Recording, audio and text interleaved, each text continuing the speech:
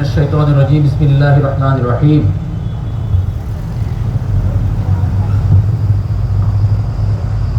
اشرح لي صدري ويسر لي امري واحلل عقدة من لساني يفقهوا قولي অধ্যকার অনুষ্ঠানের সম্মানিত সভাপতি, সম্মানিত প্রধান অতিথি, বিশেষ অতিথিবৃন্দ, উপস্থিত সম্মানিত আমার মুসলিম দিনী ভাইয়েরা, আসসালামু আলাইকুম ওয়া রাহমাতুল্লাহ। আমি কথা শুরুতে প্রথমে একটু ক্ষমা চেয়ে নিচ্ছি। আমি নিজেকে স্টেজে আসলে খুব বেমানান লাগছে। আমি এমন জায়গায় ছিলাম যেই জায়গা নিয়ে পুরো পৃথিবী, শুধু বাংলাদেশের নয়, পুরো পৃথিবীর মুসলমানরা অজুরে কান্না করছে, যাদের জন্য অজুরে দোয়া করছে প্রতিনিয়ত। সে মজলুম নির্যাতিত গাজার একদম সীমান্তে ছিলাম।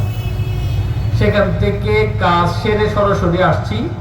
শাইখ আমাকে কল করলেন কালকে রাত্রে, তখন আমি ছিলাম দুবাইতে। আমার ফ্লাইট ট্রানজিট, কখন আসবেন? আমি বললাম যে রাত 8টা বাজে ফ্লাইট নামবে, কেন আপনি সোজা অফিসে চলে আসবেন। আমার বাসায় বাচ্চারা বকা করতেছে, বউ বকা করতেছে, আত্মীয় স্বজন 1 মাস পর আসতে দেশে। কিন্তু যে ইমানের দাওয়াত, শাইখের নির্দেশ, সবকিছু বাদ দিয়ে এয়ারপোর্ট থেকে সোজা জায়গায় চলে আসছি। এই জন্য আমি প্রথমে একটু ক্ষমা চেয়ে দিচ্ছি। আমার নিজেকে কেমন যেন একটু বেমানান লাগছে এই জায়গায়। নাম্বার 2, শানে রিসালাত, আল্লাহ রাসূল সাল্লাল্লাহু আলাইহি ওয়াসাল্লামের শান, হেফাজতে ইসলাম, এটার আয়োজক। আমি বসে বসে ভাবছি এই রাসূল সাল্লাল্লাহু আলাইহি ওয়াসাল্লামের শান, মান, মর্যাদা, এটা কোনো একক ব্যক্তি, কোনো একক দল, কোনো একক দেশ, একক দেশের সম্পত্তি নয়, এটা পুরো মুসলিম উম্মার সম্পত্তি। এই শানে রিসালাত নিয়ে হেফাজতে ইসলাম যে ডাকটা দিয়েছেন, দিয়া আয়োজনটা করেছেন, এই হেফাজতে ইসলামকে কিন্তু কোনো একক রাজনৈতিক দলের সংগঠন মনে করি না। আমি মনে করি ইসলামের হেফাজত করা প্রত্যেক মুসলমান নৈতিক দায়িত্ব। এই শান রিসালাত নিয়ে, যে রিসালাত, যেই আল্লাহ সাল্লাল্লাহু আলাইহি ওয়াসাল্লামের যে রিসালাত অবতীর্ণ হয়েছে, যে রিসালাত উনি আমাদেরকে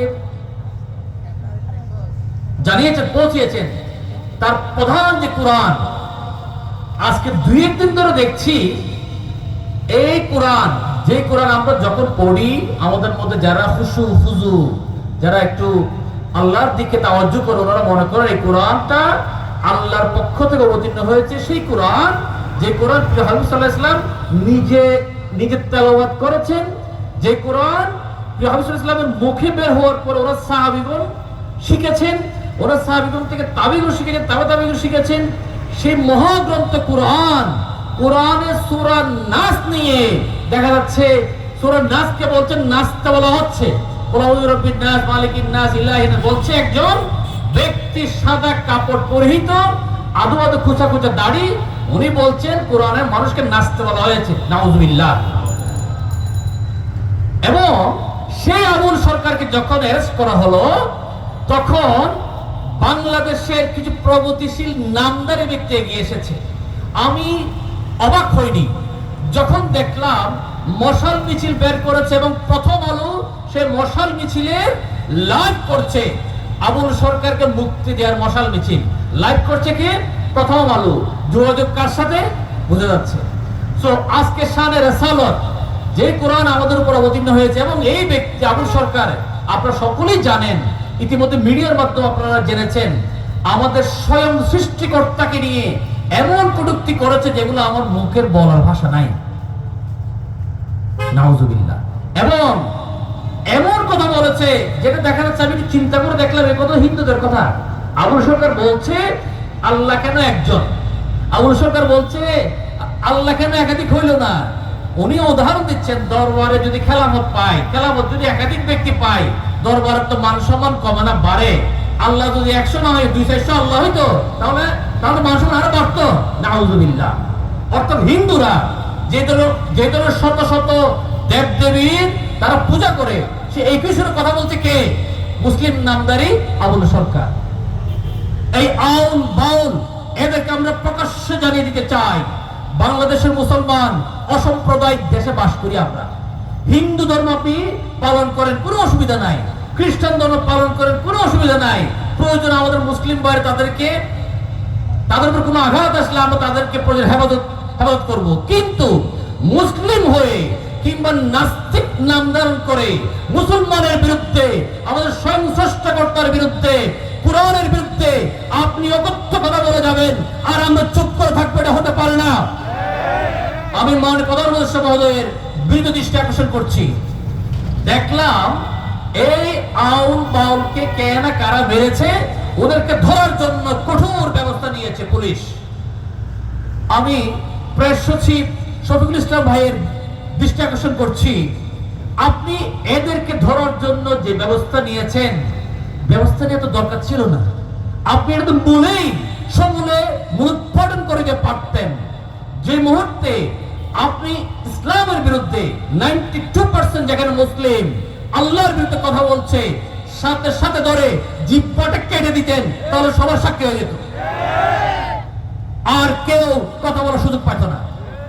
ঢাকার মধ্যে মোবাইল চোর একটা ধরা পড়ছে, পত্রিকার হেডিং করেছে বাউল সন্ধ্যা তাকে এ ব্যক্তি মারধর করা হয়েছে।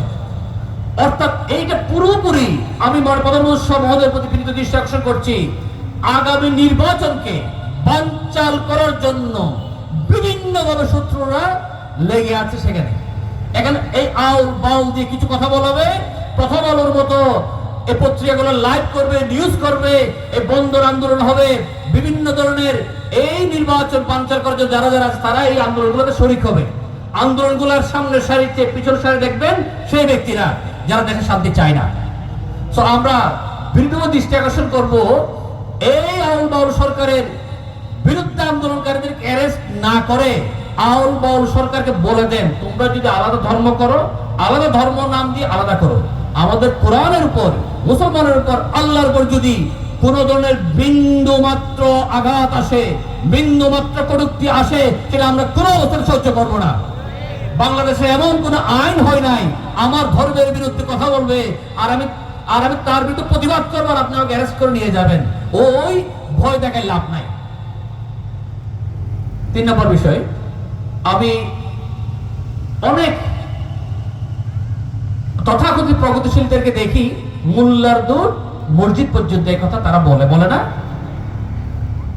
সেই প্রগতিশীল বন্ধুরা যারা বাংলাদেশে বসে বলছে মোল্লার দূর মসজিদ পর্যন্ত, তারা ইতিমধ্যে দেখেছে এই মোল্লা, যারা মোল্লা নামদারে আমাদের আজকের অনুষ্ঠানের সম্মানিত অতিথি শেখ মুফতি হারুন হাফিজুল্লাহ, একবার পুরো পৃথিবীর বিভিন্ন দেশের নেতারা যেখানে এসেছেন, মন্ত্রী প্রেসিডেন্ট যেখানে এসেছেন, বিভিন্ন দেশের বড় বড় সংগঠনের ঊর্ধ্বতন দায়িত্বশীল যেখানে এসেছেন, যেখানে এই তথাকথিত প্রগতিশীল যারা বলেছে মোল্লার মসজিদ পর্যন্ত তারা ঢোকার অনুমতি পর্যন্ত পায় নাই, সেখানে মুফতি হারুন ভাই গিয়ে দারুণ কিছু কথা বলে এসেছেন। বলছিলাম জাতিসংঘের বিষয়, আমরা জাতিসংঘের সমস্ত নীতিমালা সাপোর্ট করি না, কিন্তু জাতিসংঘ যেহেতু পৃথিবীতে একটা নেতৃত্ব দিচ্ছে, সে জাতিসংঘতে গিয়ে আমাদের যে অবস্থান, আলহামদুলিল্লাহ সেই সফরে আমরা ছিলাম ইনশাআল্লাহ 3 জন, এবং আমরা বুঝতে পেরেছি এটা বলার কোনো অবকাশ রাখে না। এই জাতিসংঘতে যেখানে আলেম ওলামারা যদি যায়, আমরা আমাদের এই সফরটা